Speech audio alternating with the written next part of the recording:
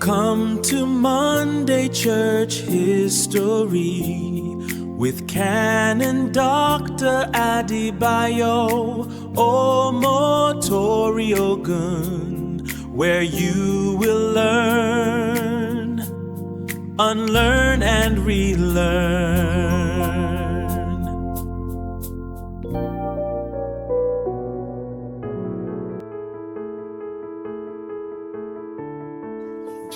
Have you ever wondered how Christianity became firmly established in Akokoland? Have you ever wondered who helped establish schools that educated generations of Akoko people? Did you know who transformed scattered Christian communities into a more organized Anglican mission? Do you also know who believed that preaching the gospel should go hand in hand with education, healthcare, agriculture, and community development? Today, on Monday Church History, we bring you the remarkable story of Archdeacon Lackland Augustus Lennon, a Jamaican Anglican missionary, whose name became closely associated with the history of Christianity and development in Akokoland.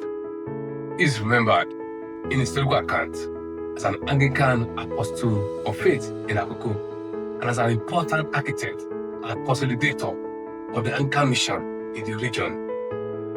Before we tell his story, we must establish one important fact. Christianity did not begin in Akokoland with Archdeacon Lennon. Towards the closing years of the 19th century, Christianity had already begun to find its way into Akokoland. Some Akoko people encountered Christianity while living outside their homeland. When they returned, they brought the Christian faith with them. Among the early Christian pioneers associated with the history of Akokoland was Peter Awonusi, who is particularly remembered for his early Christian work at Akoko. These early Christians faced opposition and persecution, but they continued to preach, teach, and establish Christian fellowships. The gospel gradually spread to other communities. Therefore, when Lackland Lennon eventually arrived, he did not come to a land where Christianity was completely unknown. The seed had already been planted. What Lennon would do was to help that seed grow into a much larger and more organized Christian movement. The early Christian movement was later strengthened by Anglican missionaries who traveled from neighboring mission centers. Among those associated with the early missionary contact was Reverend J.J. Williams, a Sierra Leonean missionary connected with the Anglican mission at Lokoja. Missionary work also came from Owo. One important missionary associated with this period was Reverend H.F. Gay. Historical accounts record that in 1910, Gay visited Ikare and encouraged the young Christian community there. These early missionaries and Christian workers strengthened the Christian presence. However, the mission still faced serious challenges. There were not enough resident missionaries. Many communities did not yet have schools. Christian congregations were scattered.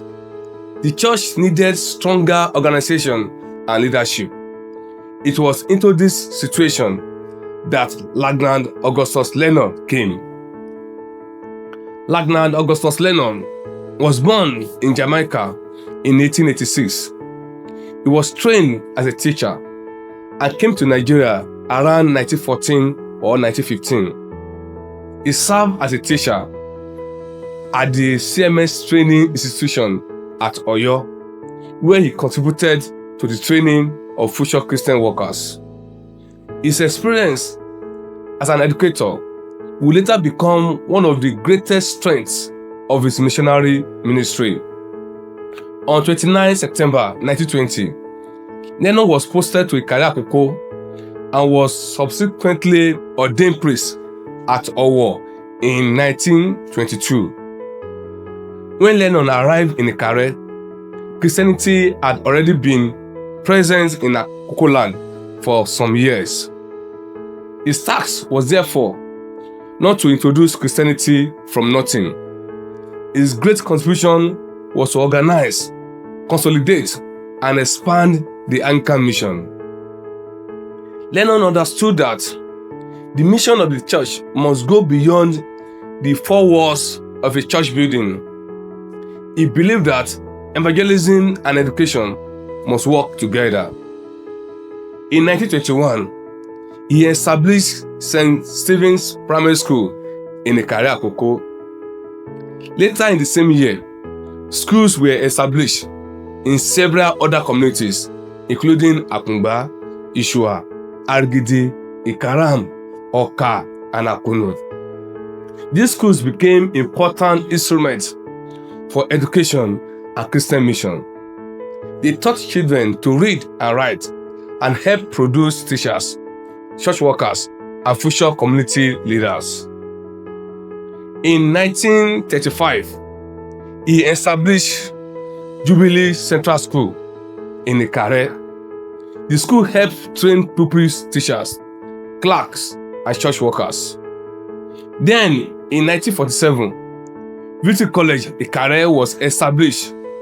The college became an important center of secondary education in Akokoland. Lennon's educational philosophy also included practical and agricultural training. He believed young people should be prepared not only for academic success, but also for useful service to their communities. Lennon's ministry went beyond the pulpit and the classroom. He promoted agriculture and practical economic activities and encouraged improved agricultural practices and self-reliance.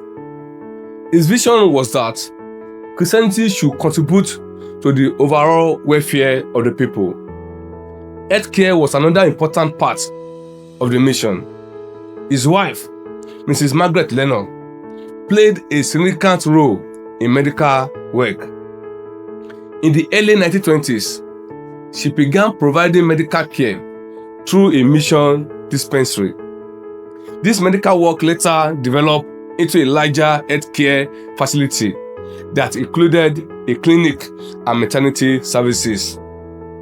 This shows that the mission was concerned not only about the spiritual needs of the people, but also about their physical well-being. Lennon's contribution also extended into community development.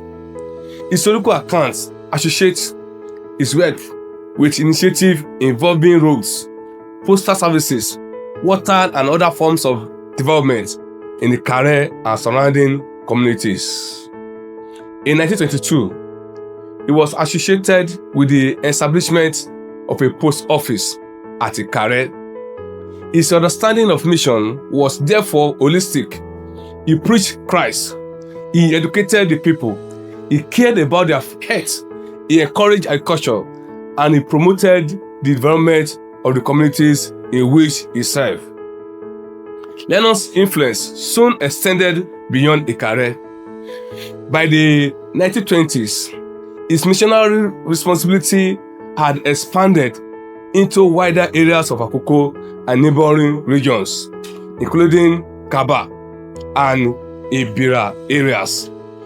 The mission grew beyond a few local congregations into a wider network of churches, schools, and mission stations. His influence reached areas that today fall within parts of Ondo, Kogi, and Edo states. He worked tirelessly to strengthen Christian communities and establish institutions that could continue the work of the church. He worked tirelessly to strengthen Christian communities and establish institutions that could continue the work of the church. This is why historical accounts remember him as an important architect and consolidator of Anglican Christianity in Akokoland. Lennon's influence was not restricted to the church. He also became involved in public affairs. Official records of the Nigeria Legislative Council identify Colonel L.A. Lennon as the representative of the Ondo Division. He was recorded in the Legislative Council in 1943 and again in 1946. His public service gave him another platform through which he could contribute to matters affecting the people. His service was also recognized by the British authorities. He received the MBE and later the OBE. Why was he called the Apostle of Akokoland? Why then is Lackland Augustus Lennon remembered as the Apostle of Akokoland? It is not because he was the first person to bring Christianity to Akokoland. The early Akoko Christian pioneers and missionaries came before him. Rather, Lennon's importance lies in what he did with the Christian movement he inherited. He consolidated it, he organized it, he expanded it, he built institutions around it. He trained people to continue the work.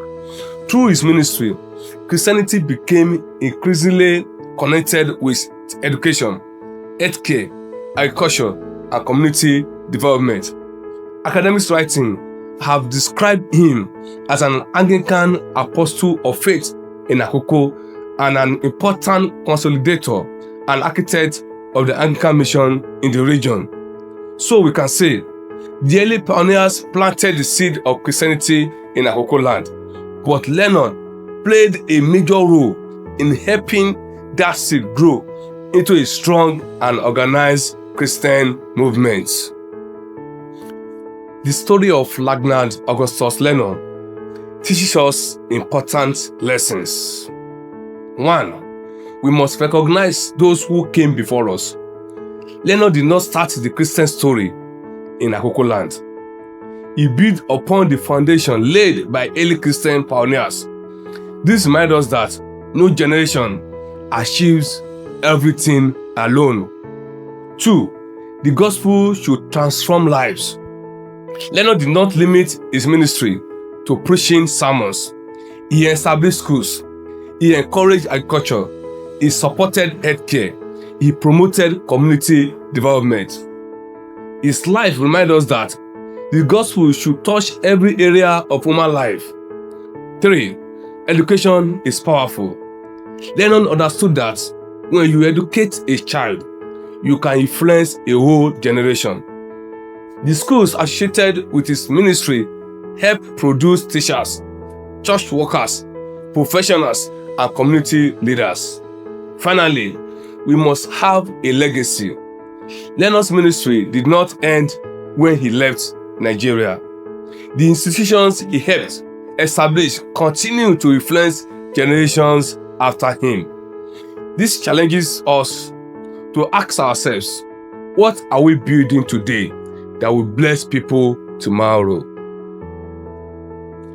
After decades of missionary service in Nigeria, Lennon left the country in 1951 and returned to Jamaica. He died in Jamaica in 1964, but his departure did not bring an end to his influence. The schools continued, the churches continued, the Christian communities continued, the people he trained continued to serve. Today, when we look at the history of Christianity in Akokoland, we must remember both the early pioneers who first carried the gospel into the region and the missionaries who later strengthened and expanded the work. Among those missionaries, Archdeacon Lackland Augustus Lennon occupies a very important place. Archdeacon Lennon was more than just a missionary.